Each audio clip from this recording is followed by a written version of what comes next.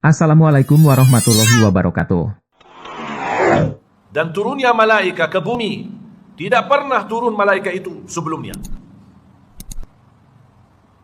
Dan begitu selesai malaika Jibril berbicara dengan Nabi Muhammad, malaika sudah sampai. Dan malaika menyampaikan kepada Rasulullah SAW, Abshir binuraini, lam yu'tahuma ahadun min qablik, Fatihatul Kitab, wa awakhir surat Al-Baqarah. Beritalah gembira untukmu dan umatmu. Tidak ada umat dan Nabi sebelummu yang mendapatkan berita itu.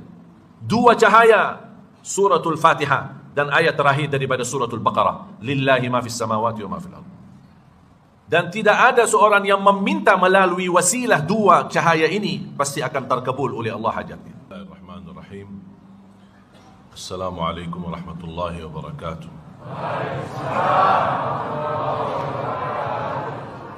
Alhamdulillahi Rabbil Alamin. Ashhadu an la ilaha illallah al-malikul haqqul mubin. Wa ashhadu anna Muhammadan abduhu wa rasuluhu as-sadiqul amin. Allahumma salli wa sallim wa barik ala sayyidina Muhammad wa ala alihi wa sahbihi wa man tabi'ahum bi ihsanin ila yaumiddin. Subhanaka la ilma lana illa ma 'allamtana innaka antal alimul hakim.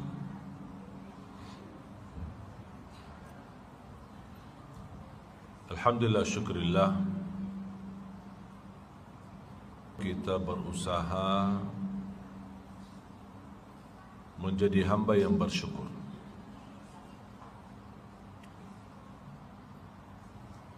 Selalu berusaha ucapkan Alhamdulillah dalam keadaan apapun. Afdalud du'a Alhamdulillahi Rabbil Alamin.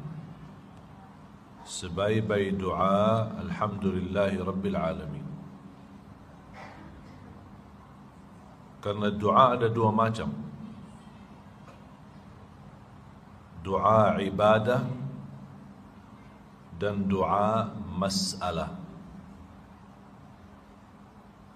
Doa ibadah isinya memuji Allah tanpa minta. Tidak meminta apa-apa, cuma memuji Allah. Dan ada satu kalimat yang mewakili segala pujian. Kalau ada orang awam dah hafal Asmaul Husna, tidak mengerti kata-kata yang terindah, tidak mampu memuji Allah dengan pujian yang sempurna, satu kalimat mewakili semua pujian. Alhamdulillahi Rabbil Alamin. Segala puji bagi Allah. Dan itu doa memuji Allah, termasuk doa bermunajat kepada Allah tanpa minta. Yang kedua, doa masalah. Doa masalah yang isinya meminta.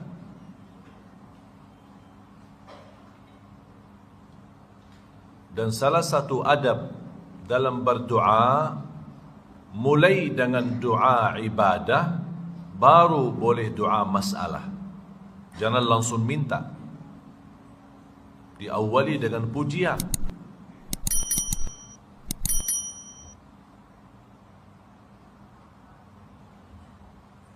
Jadilah seperti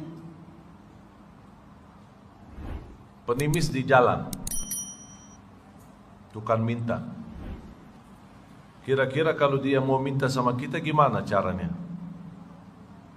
Pak, kasih dong. Atau nangis, tunduk, khusyuk,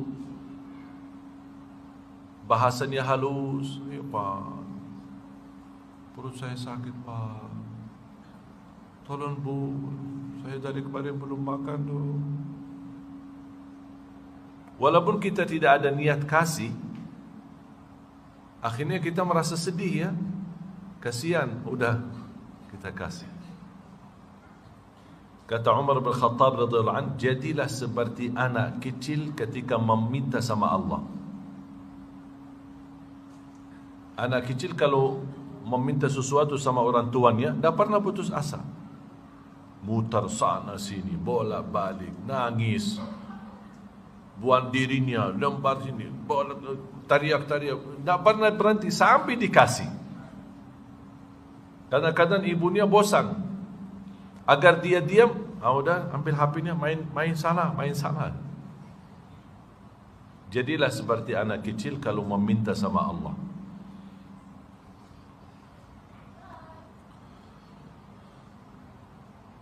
Dan dua macam doa yang tadi saya sampaikan, ada dua-duanya di suratul Fatihah.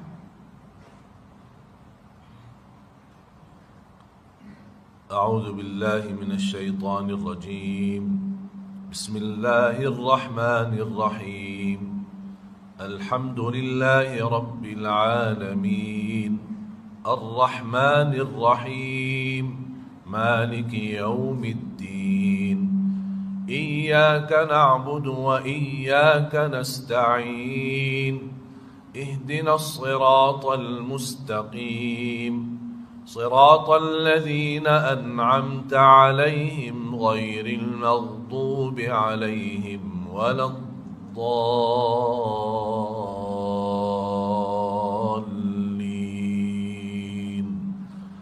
آمين. Surah yang paling agung di dalam Al-Quran, a'zamu suratin fil Quran, Al-Fatihah. Ayat yang paling agung di dalam Al-Quran, ayat kursi. Jadi ada surah yang paling agung, ada ayat yang paling agung. Surah yang paling agung suratul Fatihah.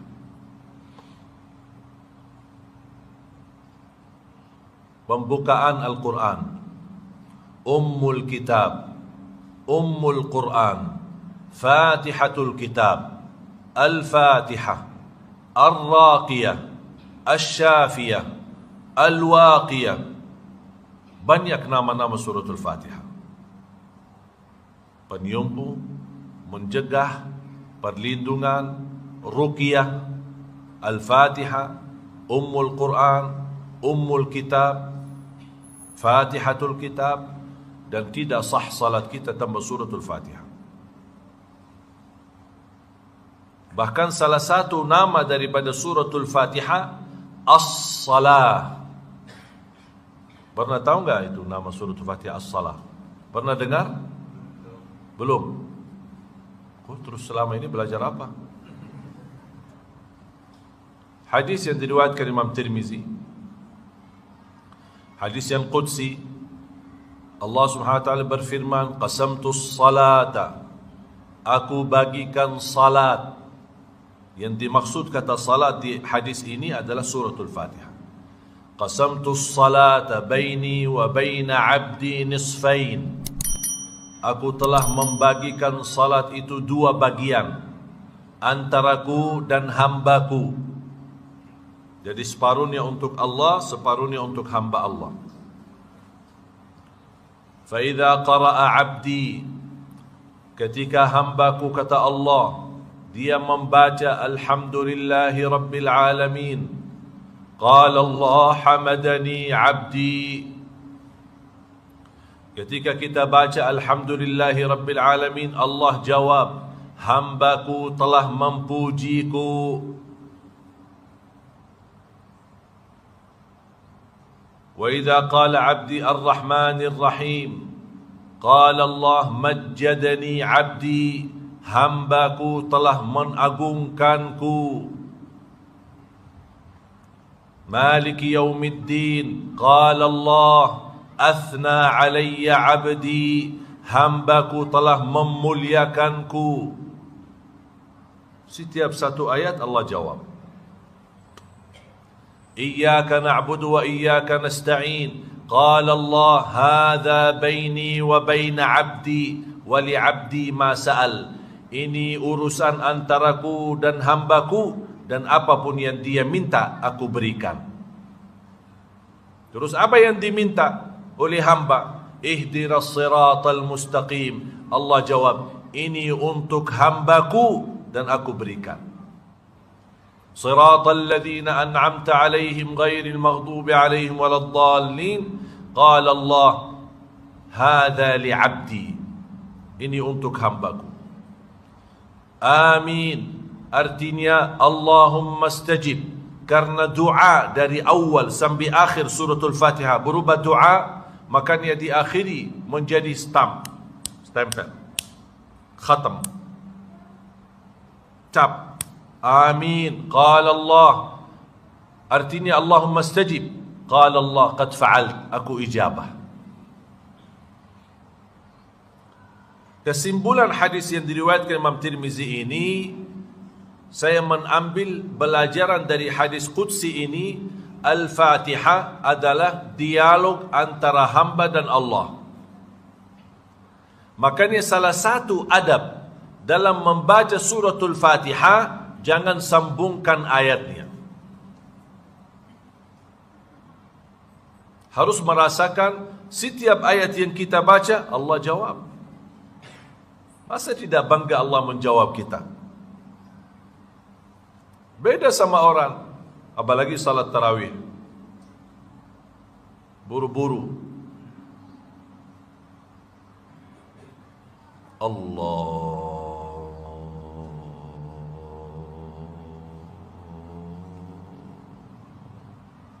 Akbar. Ini ada, tak tahu saya ini kenapa ini. Terus baru taruh. Pas saya dengar takbir begitu panjang, nampaknya imam ini khusyuk. Bismillahirrahmanirrahim. Alhamdulillahirrahmanirrahim. Astagfirullah, saya kaget.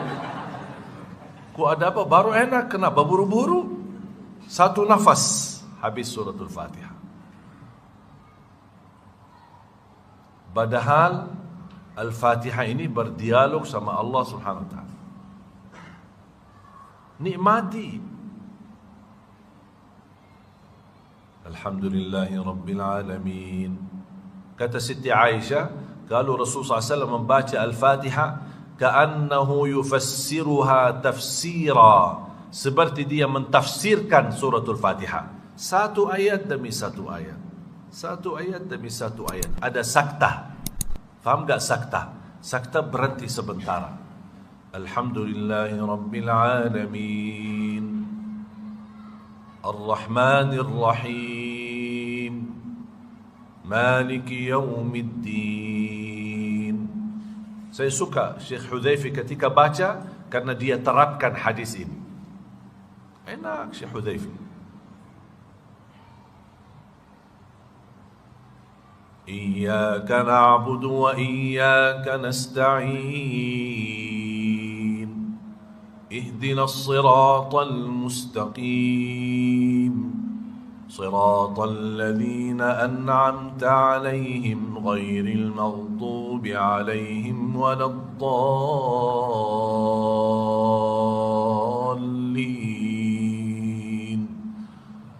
Amin.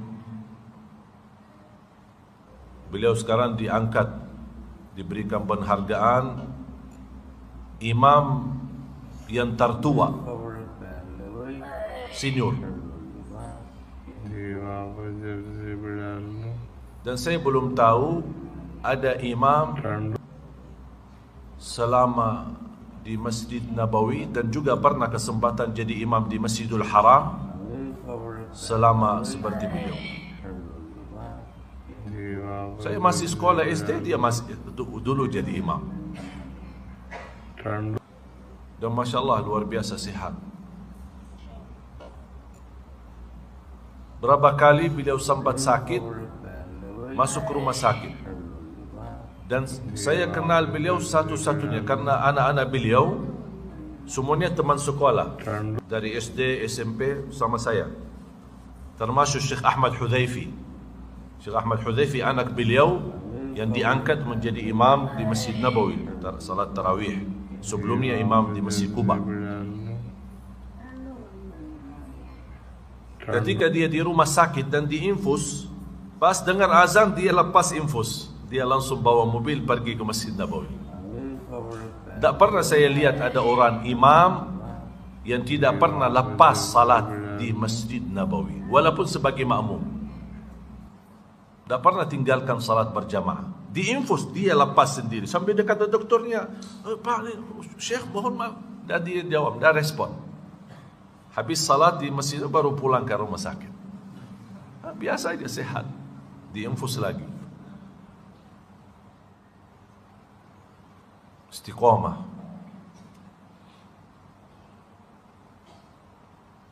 Mungkin ada lebih dari 40 atau 50 tahun jadi imam. Anugerah luar biasa. Jadi suratul Fatihah berupa doa dan dialog sama Allah Subhanahu wa taala. Rasulullah SAW pernah di saat duduk bersama malaikat Jibril dan ada beberapa sahabat, terdengar suara dari langit, suara kencangan seperti ada satu pintu kubuka. Suara pintu sedang dibuka. Tapi suara yang dari langit pintu dibuka itu terdengar di bumi. Didengar oleh para sahabat dan oleh Rasulullah SAW. Rasulullah SAW tanya sama malaikat Jibril, apa ini? Suara apa ini? Malaikat Jibril menjawab, ini pintu di langit yang keempat. Baru kali ini dibuka. Tidak pernah terbuka sebelumnya. Dan turunnya malaikat ke bumi, tidak pernah turun malaikat itu sebelumnya. Dan begitu selesai malaikat Jibril berbicara dengan Nabi Muhammad, malaikat sudah sampai.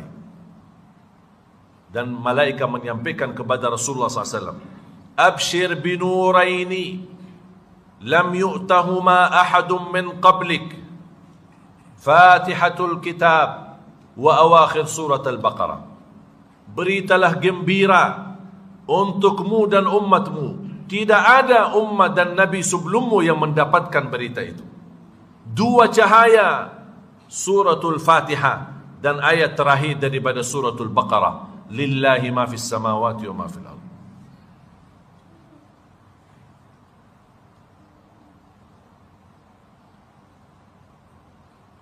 Dan tidak ada seorang yang meminta melalui wasilah dua cahaya ini pasti akan terkabul oleh Allah hajatnya. Yang tidak bisa doa,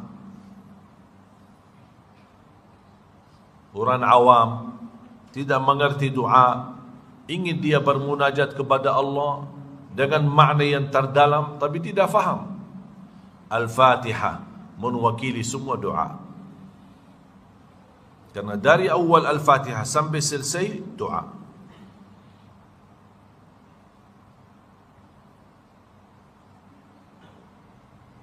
Termasuk ayat terakhir daripada surat Al-Baqarah. Juga isinya berdialog sama Allah. Lillahi ma fis samawati wa ma fil ardi wa in tubdu ma fi anfusikum aw tukhfuhu yuhasibkum bihi Allah فيغفر لمن يشاء ويعذب من يشاء والله على كل شيء قدير. Ayat ini cukup membebani sahabat. Berat.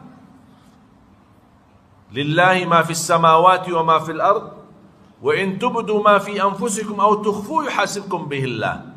Apa yang kamu ucapkan, apa yang kamu simpan di hati, apa yang kamu diamkan dalam hatimu bakal dihisab oleh Allah.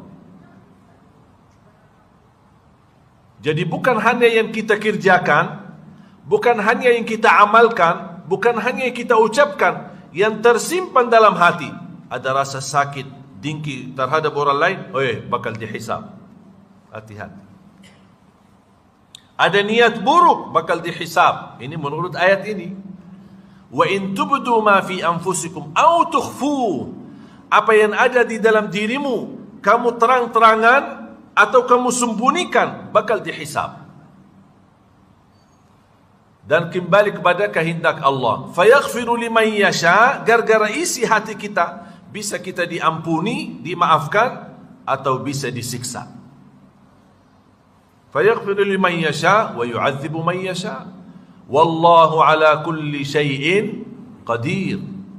Allah Maha mampu atas segala sesuatu, termasuk yang kita sembunyikan. Beban. Sahabat datang, ya Rasulullah, kita bakal dihisab dan diazab oleh Allah gara-gara isi hati kita. Kita kan tidak mampu menolak segala isi hati kita. Kadang-kadang muncul perasaan yang kita tidak mampu dan tidak punya kuasa untuk menolaknya. Gimana ya Rasulullah? Rasul diam. Ini perintah. Rasul tidak pernah menolak. Apapun yang datang dari Allah, Rasulullah SAW patuhi dan taat, walaupun berat.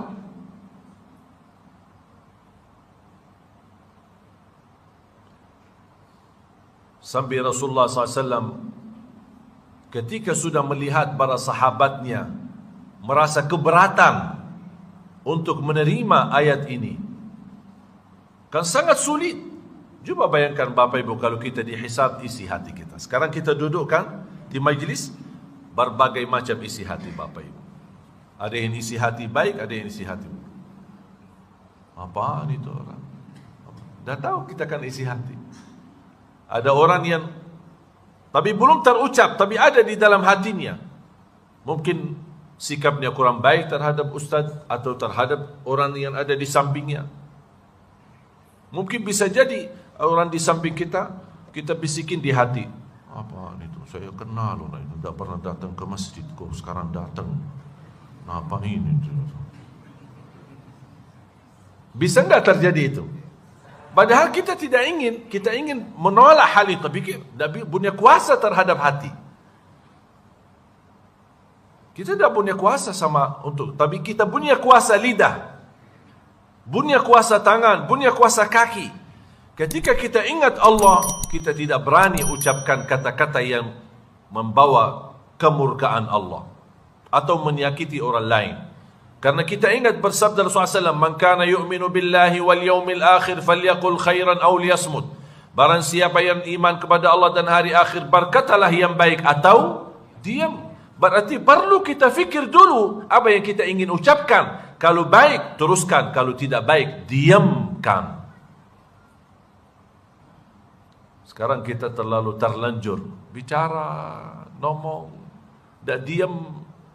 Akhirnya kena hati orang lain, tersakiti, dinyakiti. Sekarang ada kerjaan baru, harus minta maaf, minta tabayyun, datangin orang. Kalau kita diam, tidak ada kita perlu minta maaf sama orang.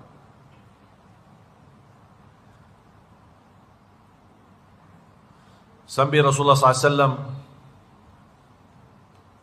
ingin menyampaikan pesan. Ini perintah Allah dan saya taati. Sami'na wa ata'na. Ya Rasulullah, sami'na wa ata'na. Ya Rasulullah, sami'na wa ata'na. Itu aja jawab Rasul. Sami'na wa ata'na. Sampai sahabat melihat Rasul tidak merespon dan tidak menjawab apa yang diinginkan oleh mereka agar diringankan oleh Allah. Tapi Rasulullah SAW ingin menajarkan sahabat untuk menjadi hamba yang patuh dan taat. Sami'na wa ata'na. Sami'na wa ata'na. Akhirnya sahabat ikut. Sami'na wa ata'na. Sami'na wa ata'na. Sami'na wa ata'na. Sampai tulus hati mereka menerima firman Allah itu walaupun beban. Apa yang terjadi? Allah kan sangat sayang dengan umat Nabi Muhammad SAW. Makanya Allah turunkan ayat selanjutnya menghapuskan hukum yang sudah tidak berlaku. Lillahi ma fis samawati wa ma fil ardi sebagai hukum, dihapuskan dengan ayat selanjutnya. Tapi Allah gambarkan peristiwa yang terjadi sama Rasulullah dan sahabat. Amanar Rasulu. Nah, Rasul sudah percaya. Ini kan perintah Allah. Saya tidak berani nolak. Saya percaya. Ternyata bukan hanya Rasul yang percaya, tapi juga orang beriman yang percaya. Yang dimaksud mu'minun adalah sahabat di ayat itu. Amanar Rasulu bima unzila ilaihi min rabbihi. Siapa? Wal mu'minun. Ini sahabat. Mereka sudah percaya. Awal langkah mungkin berat, tapi karena diikuti apa kata Rasulullah. Amana ar-rasulu bima unzila ilaihi min rabbih wal mu'minun kullun amana billahi wa malaikatihi wa kutubihi wa rusulihi la nufarriqu baina ahadin min rusulihi wa qalu. Berarti yang terjadi ketika turun lillahi ma fis samawati wa ma fil ard, Allah gambarkan di ayat selanjutnya. Wa qalu, siapa wa qalu? Siapa yang berkata-kata? Nabi Muhammad dan sahabat. Wa qalu sami'na wa ata'na. Terus ghufranaka. Kenapa ada kata ghufranaka?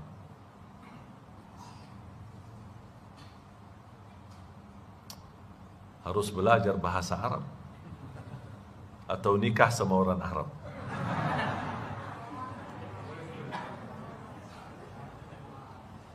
Kenapa ada kata ghufranaka? Karena ketika ayat lillahi turun pertama kalinya, ada sebagian sahabat merasa beban dan berat. Tapi ketika sudah diajarkan dan dipimpin oleh Nabi Muhammad dengan ucapan sami'na wa ata'na, mereka minta maaf. Ghufranaka, ya Allah ampunilah kesalahan kami yang awal. Ghufranaka.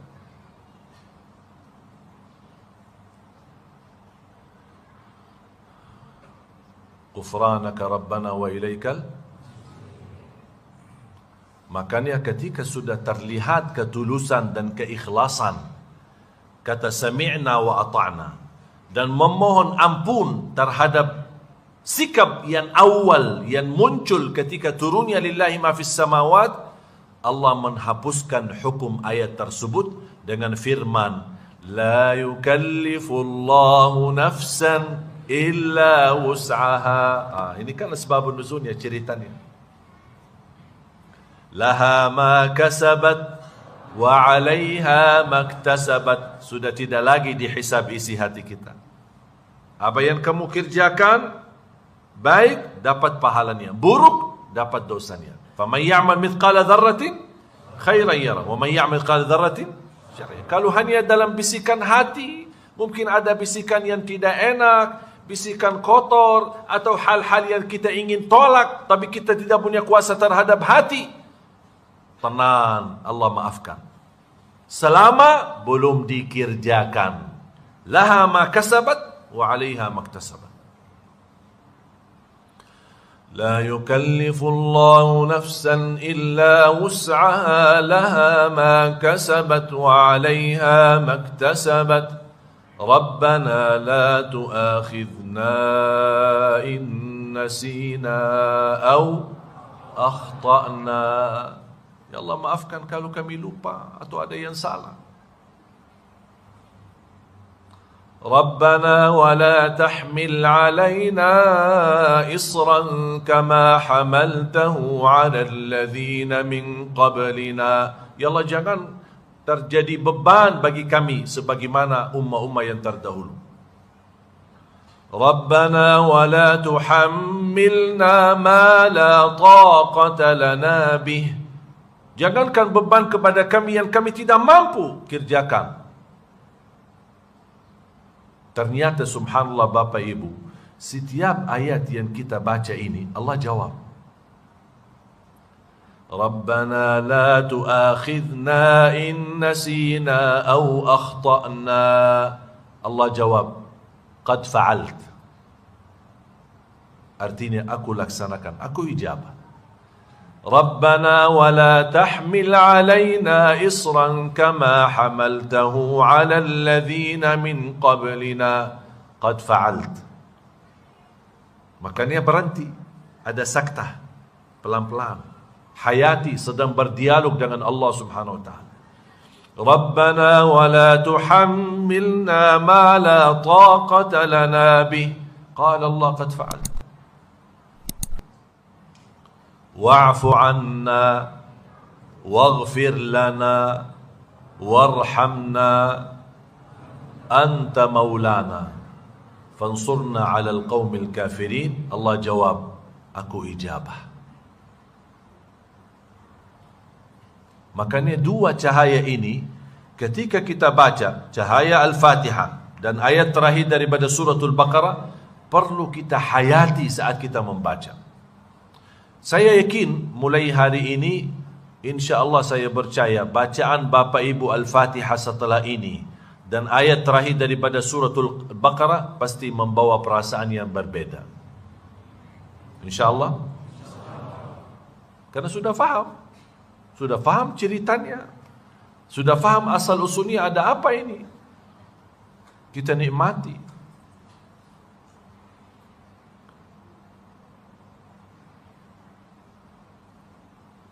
Dan Allah Subhanahu wa taala menakhiri wa'fu 'anna waghfir lana. Apa sih artinya wa'fu 'anna waghfir lana?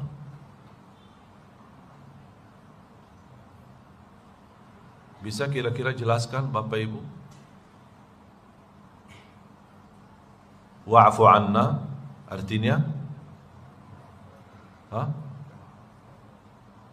apa? Jangan takut, tak apa-apa. Biasa aja. Kita kan dialog. Wa'fu 'anna artinya maafkan. Waghfir lana artinya ampunkan. Beda enggak? Beda enggak? Antara maafkan sama ampuni.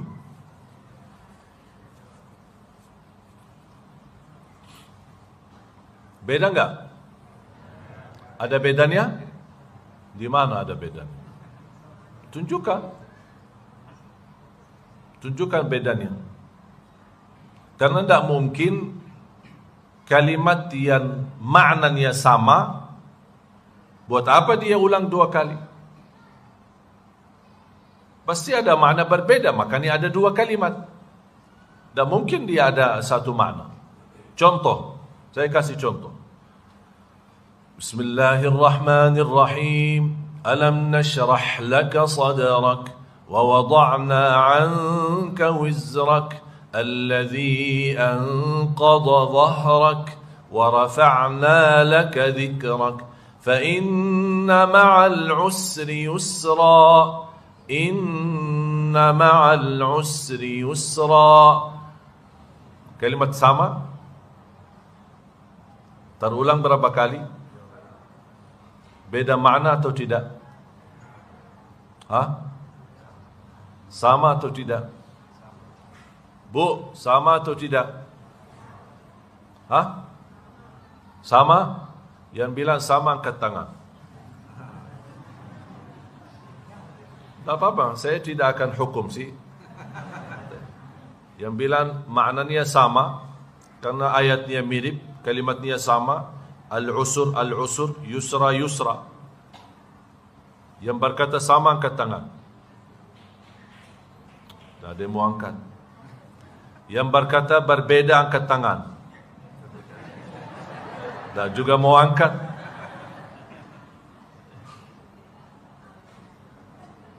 Dengan diam aja ya.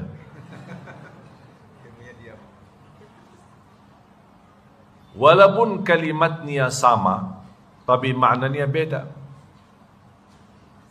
Tak ada di dalam Al-Quran dua kalimat diulangi berkali-kali, padahal kalimat itu sama, bentuknya sama, isinya sama, tulisannya bahkan tulisannya pun sama. Karena Al-Quran itu tidak bermain-main mengulangi kalimat, tapi ada tujuan dan hikmah yang kita belum tahu. Kalau dalam bahasa Arab, ini ilmu buat Bapak Ibu. Kalau ada kalimat terulang 2 kali dengan menggunakan alif lam, apapun kalimat menggunakan alif lam dalam bahasa Arab dan dibawakan kalimat itu 2 kali, al-usr, fa inna ma'al usri wa inna ma'al usri. Nah, sama persis, alif lam ain, alif lam, dua-duanya alif lam, artinya satu.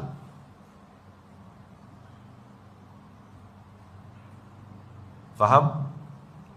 Setiap kalimat diulangi 2 kali dengan gunakan alif lam, al-usr, maknanya satu. Tapi kalau ada kalimat diulang 2 kali tanpa alif lam, tidak ada alif lam, maknanya beda. Yusra, 2 kali kan? Tapi ada alif lam enggak? Tidak ada alif lam. Berarti maknanya beda. Allah ingin berikan pesan apa? Setiap kesusahan ada 2 jalan kemudahan. Musibah apapun, sebesar apapun yang Bapak Ibu hadapi, Allah sudah takdirkan ada 2 jalan. Minimal ada 2 jalan kemudahan dan jalan keluar dari masalah yang kita hadapi. Berarti ayat ini, saya selalu berikan amalan ini bagi orang yang lagi stres, lagi galau, sampai pusing masalah ini gimana solusinya. Saya suruh baca suratul Insyirah. Baca dengan hadirkan kalbu dan ulangi, fa inna ma'al usri yusra. Kesulitan yang saya hadapi satu, tapi Allah berikan janji ada 2 jalan kemudahan. Tapi mendapatkan jalan kemudahan ada proses sabar. Pasti ada jalan kemudahan. Tak mungkin kesulitan selama-lamanya. Tak mungkin ujian selama-lamanya. Termasuk corona bakal selesai. Yang namanya sulit dan bahaya menghadapinya, kehilangan rasa iman. Ini bahaya. Selama masih iman, semua masalah ini kecil. Tapi masalah yang betul besar, kalau sudah kita tidak peduli agama. Apalagi orang Muslim tidak salat. Ini masalah besar.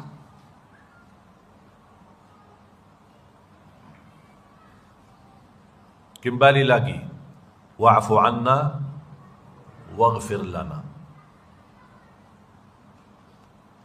Walaupun intinya dan tujuannya sama-sama ampunan, tetapi kata afu lebih tinggi daripada kata maghfirah. Makanya di bulan Ramadan, apa kata Rasulullah kepada Siti Aisyah? Kalau sudah masuk 10 malam akhir Ramadan, berbanyalah, Allahumma innaka afuwun tuhibbul afwa fa'fu anni.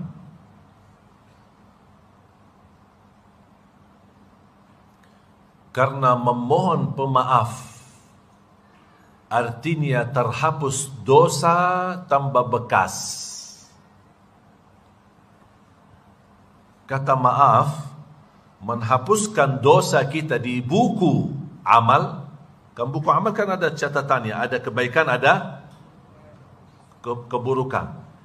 Maksiat yang kita lakukan yang ditulis oleh malaikat, dan kata kita memohon maaf, afu, Allah hapuskan. Bukan Allah maafkan saja, bukan Allah ampuni saja, tapi Allah maafkan. Tidak tersisa tulisan bekasnya.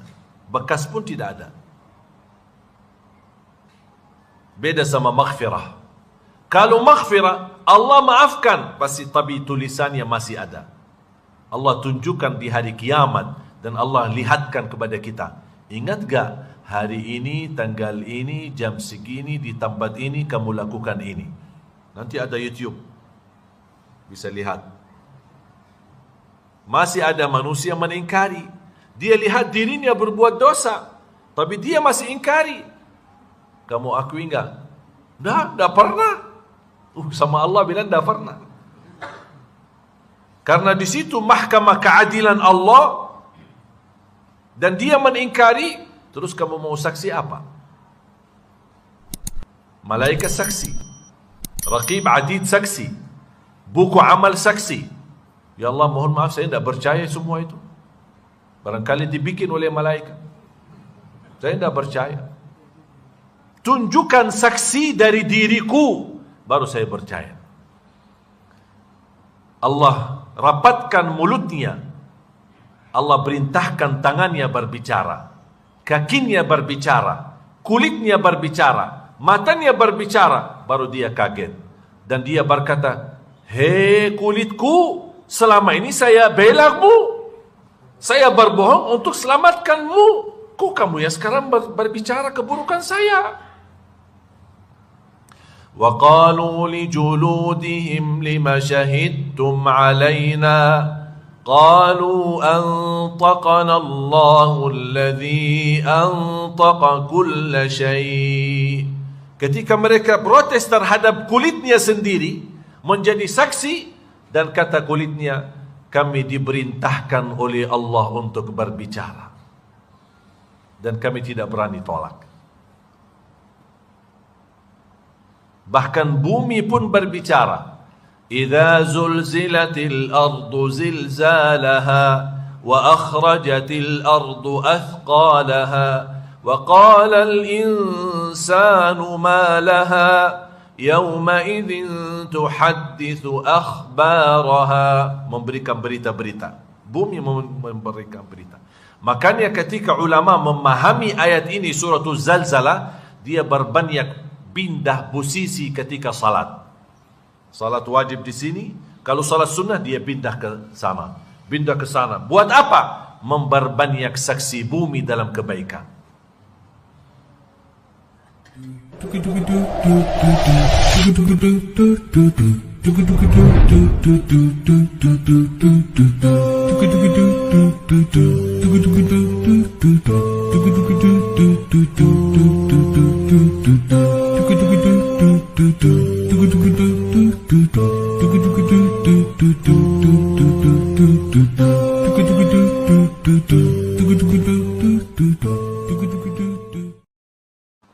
Dan dia berkata, Ya Allah, saya memang lakukan.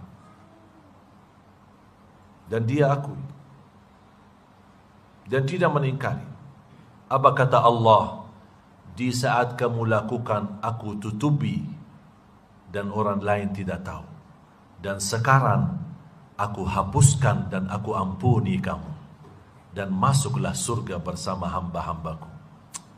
Masya Allah. Ini anugerah yang luar biasa. Ampunan yang dahsyat. Yang kita sudah merasa tersengsara. Allah sudah tunjukkan dosa-dosa kita. Semua yang kecil maupun yang besar. Dan kita tunduk. Dan kita tidak berani mengingkari. Kata Allah, jangan khawatir. Di saat kamu melakukan dosa itu, saya tutupi. Tidak ada yang tahu. Sekarang saya ampuni. Kira-kira gimana perasaan hamba itu? Bahagia enggak? Qala Allah di hadis yang qudsi, Ya ibna Adam, law balagat dhunubuka anana as-sama, thumma astaghfartani laghafartu laka ala ma kana minka wala ubali. Wahai anak Adam, kalau dosa-dosamu sampai ke lapisan langit, saking banyaknya, saking besarnya, dan perkiraan saya tidak ada satu manusia yang dosanya sampai ke lapisan langit. Langit kan sangat jauh. Biarpun dia sudah melakukan semua macam dosa, zina, minuman keras, narkoba, durhaka, tidak salat, semua dia lakukan, tidak bakal sampai ke lapisan langit. Tapi coba luas rahmat Allah. Sekiranya dosamu seandainya sampai ke lapisan langit, tapi kamu tidak pernah berhenti memohon ampun kepada aku dan selalu istighfar, kata Allah, aku akan ampuni semuanya dan aku tidak peduli berapa banyaknya. Rahmat Allah. Makanya bahagia orang yang tunduk dan patuh, menunjukkan hati yang sangat membutuhkan rahmat Allah. Kita sangat membutuhkan, apalagi sekarang dalam COVID-19 sekarang sangat membutuhkan rahmat Allah SWT. Karena satu-satunya yang berikan kita selamat dan terangkat segera kun fayakun bala ini ada rahmat Allah Subhanahu wa taala. Dan salah satu yang menjaminkan, mengundang rahmat Allah, berbanyaklah salawat kepada Nabi Muhammad. Apalagi hari Jumat, tadi sudah habis maghrib. Sedih kalau saya lihat ada banyak orang di hari Jumat tapi tidak banyak salawat. Padahal Rasul pesan, inna min afdali ayyamikum yawmal jumu'ah fa'akthiru alayya minas salati fi. Sebaik-baik hari untuk kalian adalah hari Jumat, berbanyaklah salawat kepadaku di hari Jumat.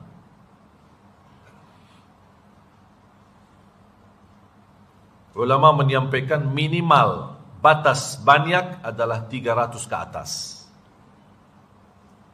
Kalau masih di bawah 300 berarti belum banyak. Malu kalau kita dibuka buku amal kita, dan setiap Senin Kamis Rasul melihat isi buku amal umatnya, dan dia sedih dan menangis. Kenapa umatku tidak banyak salawat kepadaku di hari Jumat, padahal saya sudah pesan.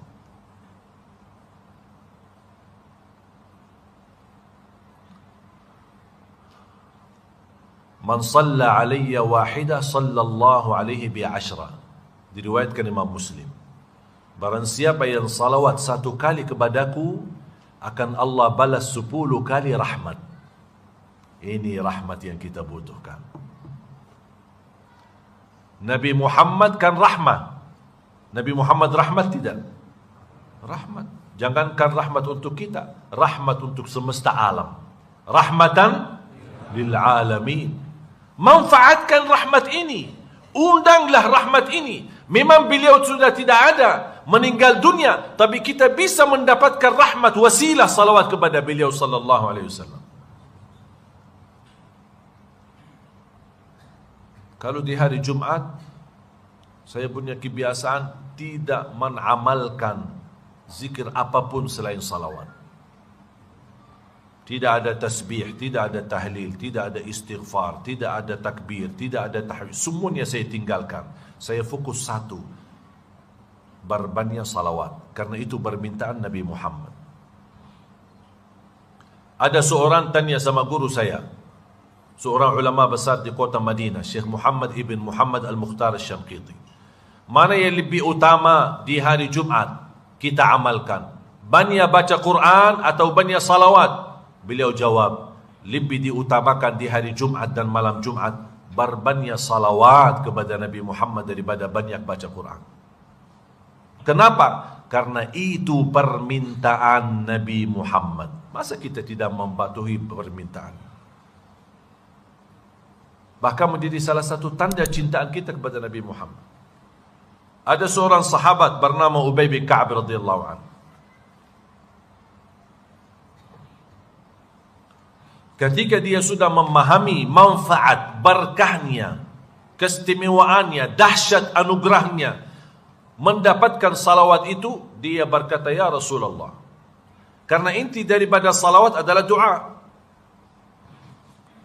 Bahasa Arab, makna kalimat salat, as-salah lughatan ad-du'a.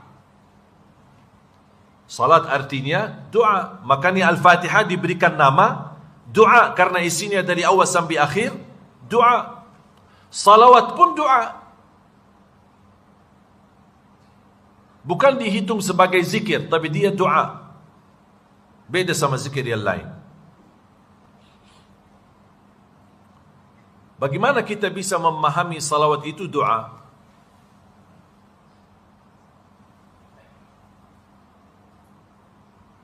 Ketika saya baca salawat, saya sudah meyakini tidak ada yang diizinkan untuk bersalawat kepada Nabi Muhammad.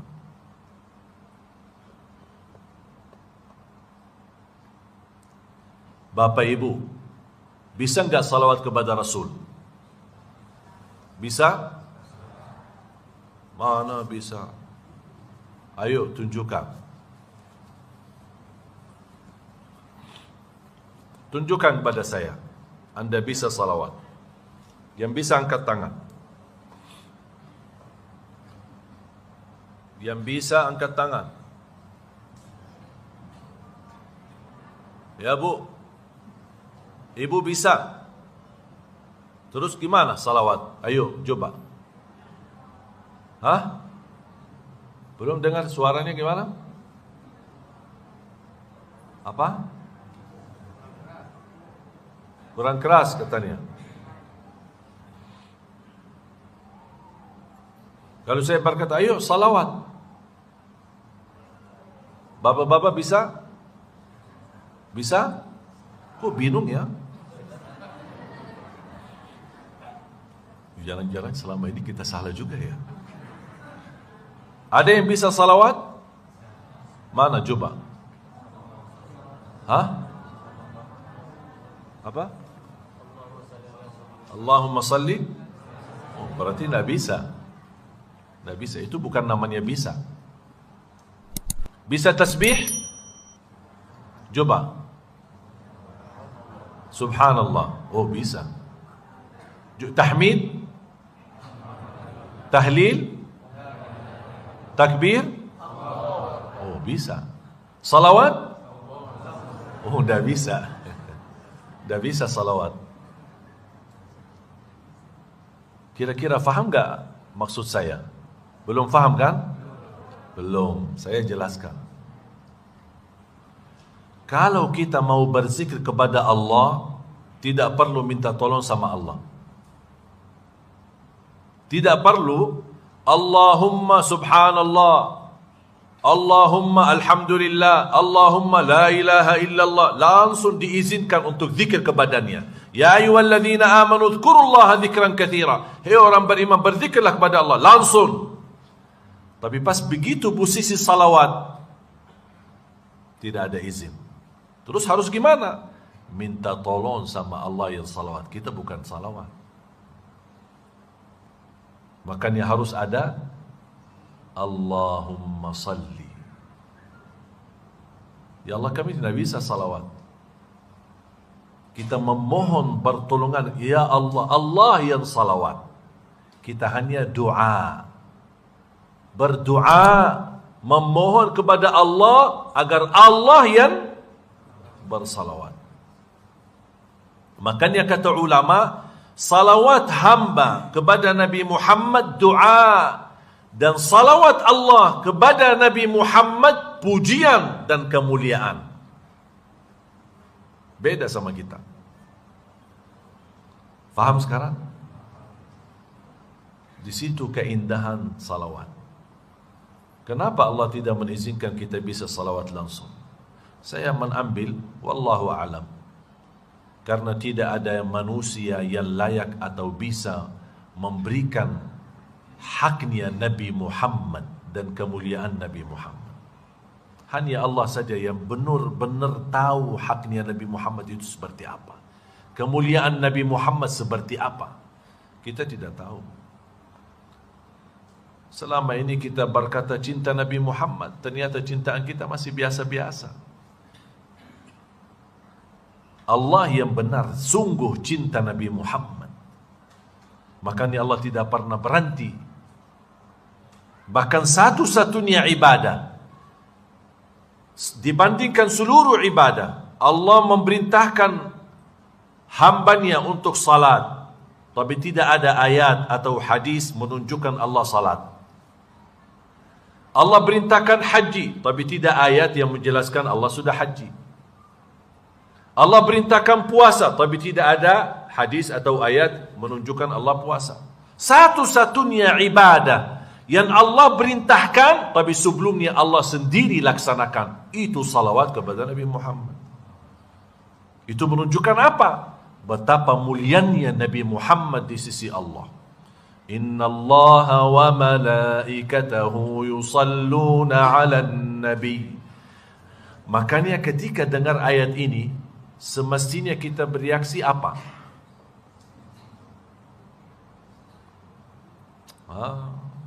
Ayo jawab. Serba salah kita ini. Kan sering dengar khatib, Inna Allah wa malaikatahu yusalluna. Terus kita jawab apa? Apa? Jawab? Kok diam sih? Kita jawab apa ketika dengar ayat ini? Maaf, apa? Sallallahu? Kalau kita dengar kalimat Inna Allah wa malaikatahu yusalluna ala nabi, kita jawab apa? Allahumma salli wa sallim alaihi, atau salli wa sallim barik. Salah.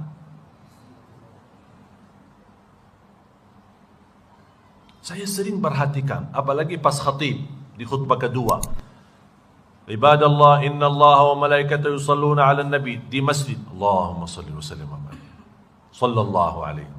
Betul kan? Kurang tepat. Terus harusnya gimana? Karena inna Allah wa malaikatahu yusalluna ala nabi, berita gembira, menunjukkan posisi kemuliaan Nabi Muhammad di sisi Allah. Kalau ada berita gembira datang kepada kita, kita bilang apa? Apa? Alhamdulillah. Dapat terima telefon, Pak, anaknya lulus. Terus bilang apa? Inna lillahi wa inna ilaihi raji'un. Ini kan zikir kan? Zikir boleh, tapi kurang tepat. Terhadap berita gembira, kita layaknya ucapkan Alhamdulillah. Inna Allah wa malaikatahu yusalluna ala nabi. Alhamdulillah. Kita harus bangga mengucapkan Alhamdulillah, karena Allah telah memberikan Nabi kita, bukan Nabi umat lain. Nabi kita ini, kita harus bangga. Alhamdulillah, Nabi Muhammad ternyata mulia di sisi Allah, sampai Allah tidak berhenti bersalawat, sampai dikatakan yusalluna, fi'il mudhari' dalam bahasa Arab, artinya tidak terputus salawat. Beda sama kata salla sudah selesai salawat. Tapi kalau kata yusallun, terus menerus, tidak terputus. Baru turunnya ya ayyuhalladzina amanu.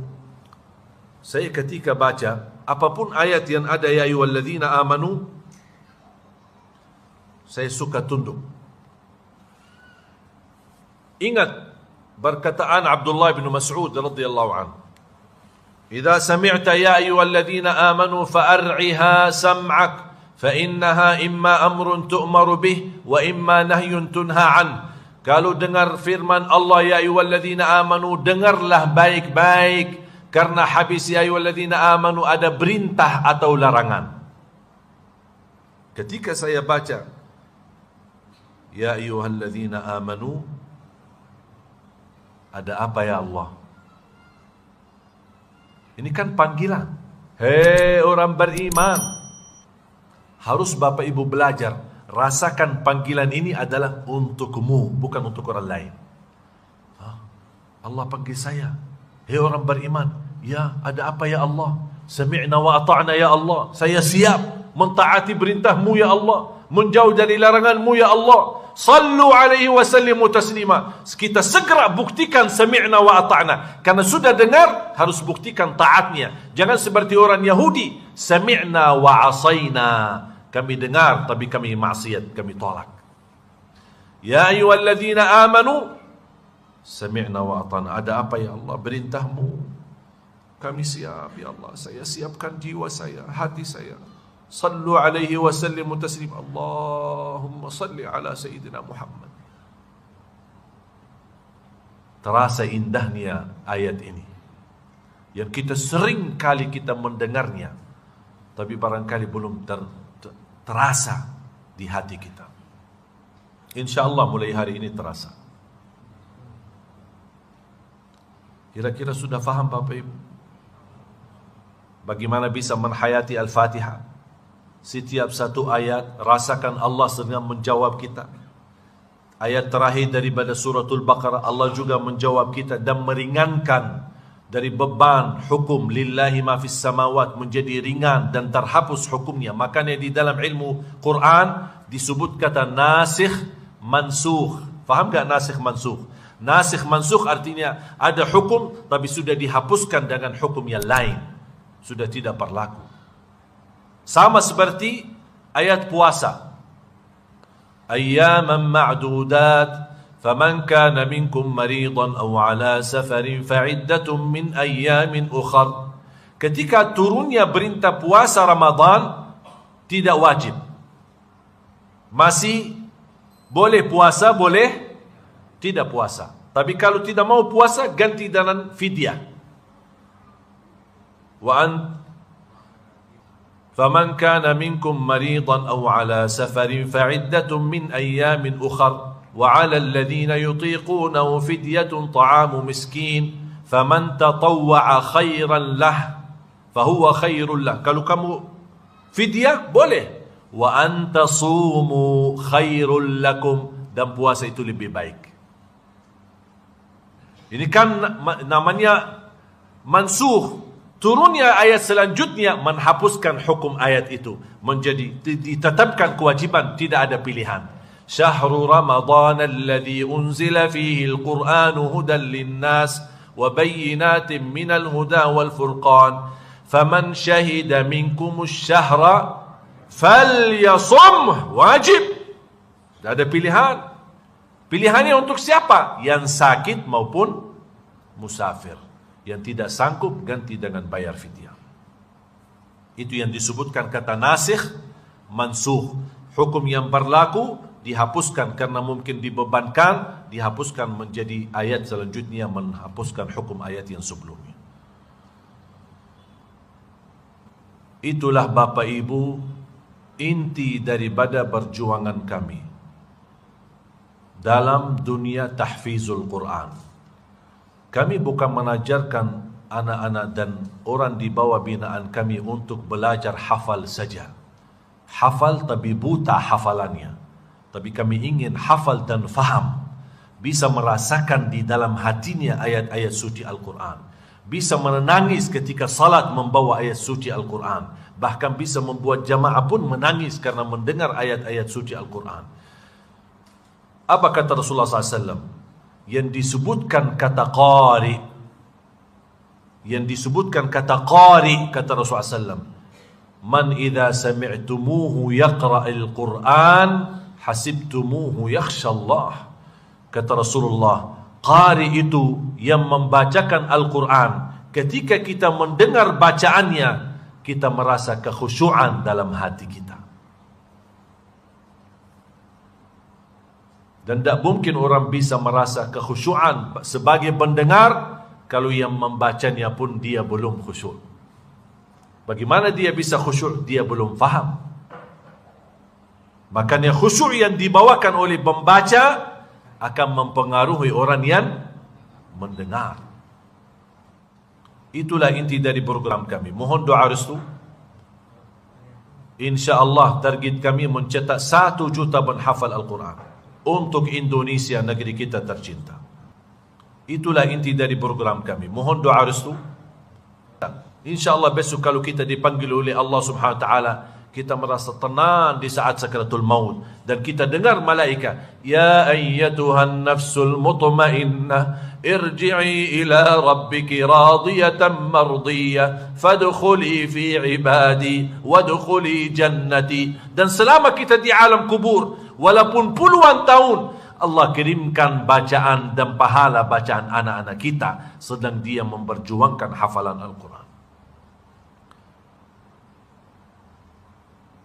Mudah-mudahan kita semua menjadi ahlul Quran, keluarga Al-Quran, berakhlak-akhlakul Quran.